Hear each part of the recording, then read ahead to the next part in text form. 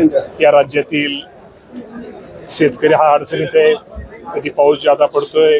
कधी गारपीट होते, कधी दुष्काळ पडतोय आणि शेवटी या शेतकऱ्यांना कुठेतरी त्यांना पाठिंबा, त्या शेतकऱ्यांना कुठेतरी आर्थिक कुठेतरी मदत म्हणून सरकारने पाठीमाग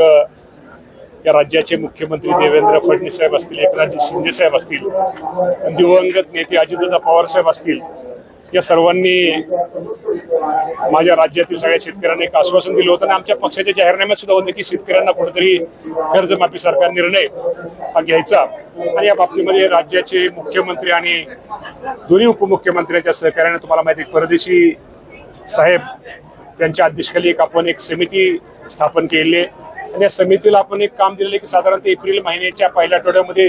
त्यांनी शेतकऱ्यांच्या कर्जमाफीच्या बाबतीमध्ये काय राज्यामध्ये शेतकऱ्यांची काय परिस्थिती आहे,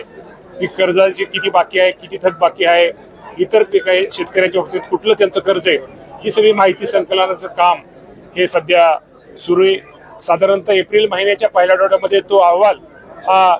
राज्य सरकारकडे येईल आणि अहवाल आल्यानंतर निश्चित प्रकारे साधक बाधक त्यावरती चर्चा होऊन कुठला निर्णय शेतकऱ्याच्या दृष्टिकोनातून घेणं गरजेचं आहे आणि कुठला निर्णय घेतल्यानंतर शेतकऱ्यांना त्याचा फायदा जास्त होईल यासाठी सगळं पाहून साधारणतः 30 जून पूर्वी